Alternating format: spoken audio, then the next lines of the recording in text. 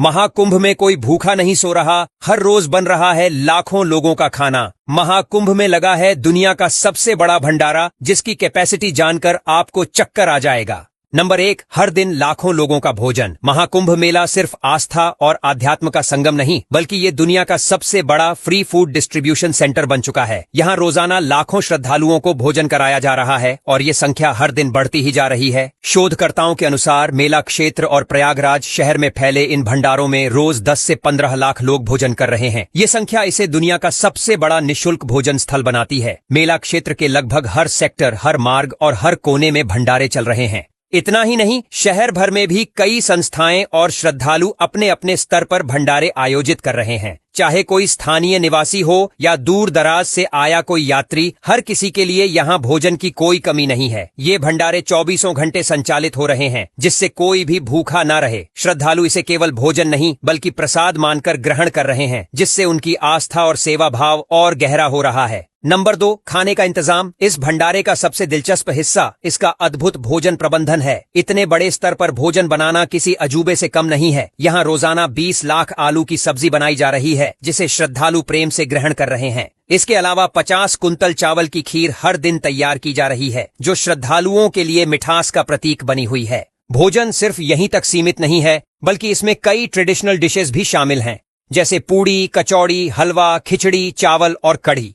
श्रद्धालुओं को गर्मागर्म भोजन परोसा जाता है और कई जगहों पर इसे पैकेट में भी वितरित किया जाता है, ताकि लोग इसे अपने साथ ले जा सकें। इसका प्रबंधन बड़े स्केल पर किया जा रहा है। हजारों किलो दाल, चावल, आटा और अन्य सामग्री हर दिन उपयोग की जा रही है। भंडारों में काम करने वाले सेवादार दिन रात मेहनत कर रहे हैं, ताकि किसी को भूखा न रहना पड़े। नंबर 3, इस्कॉन अडानी समूह का योगदान। महाकुंभ में चल रहे इन भंडारों की व्यवस्था में केवल धार्मिक और सामाजिक संस्थाएं ही नहीं, बल्कि कई बड़े कारोबारी समूह भी अपना योगदान दे रहे हैं। अडानी ग्रुप और इस्कॉन ने मिलकर महाप्रसाद सेवा नाम का एक विशेष भंडारा शुरू किया है, जो 13 जनवरी से 26 फरवरी तक चलेगा। इस भंडारे में रोजाना करीब 1 लाख श्रद्धालु भोजन कर रहे हैं, जिससे ये मेला क्षेत्र के सबसे बड़े भंडारों में से एक बन गया है। इस्कॉन कैंप में ये सेवा दोपहर 3 बजे से रात 11 बजे तक चलती है और हर कैंप में 400 से 500 वॉलंटियर्स भोजन सेवा में लगे हुए हैं। ये वॉलंटियर्स पूरी श्रद्धा और समर्पण के साथ काम कर रहे हैं, ताकि हर कोई भरपेट भोजन कर सके। आयोजकों के अनुसार मेले के समापन तक ये भंडारा लगभग 50 लाख लोगों को निःशुल्क भोजन उपलब्ध कराएगा। इस भंडारे में सिर्फ आम श्रद्धालु ही नहीं, बल्कि कई विदेशी यात्री भी आकर प्रसाद ग्रहण कर रहे हैं।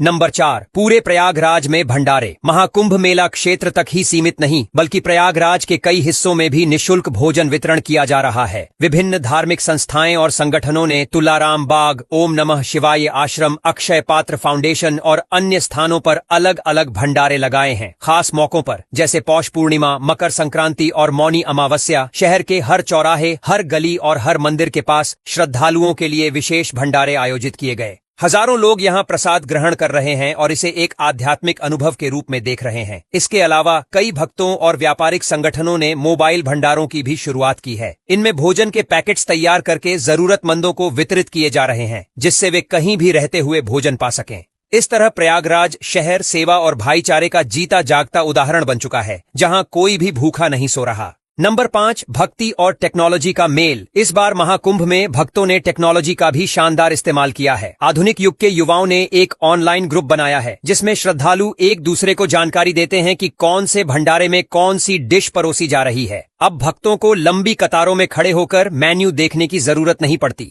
ऑनलाइन ग्रुप्स में अपडेट मिल जाता है कि कहाँ खीर, कहाँ पूड़ी कचौरियां और कहाँ देसी घी का हलवा मिल रहा है। इससे श्रद्धालुओं का समय बचता है और वे आसानी से अपने पसंदीदा भंडारे तक पहुंच सकते हैं। भक्तों का ये डिजिटल इनोवेशन दर्शाता है कि महाकुंभ सिर्फ आस्था का संगम नहीं, बल्कि टेक्नोलॉजी और आध्यात्मिकता का भी मेल है।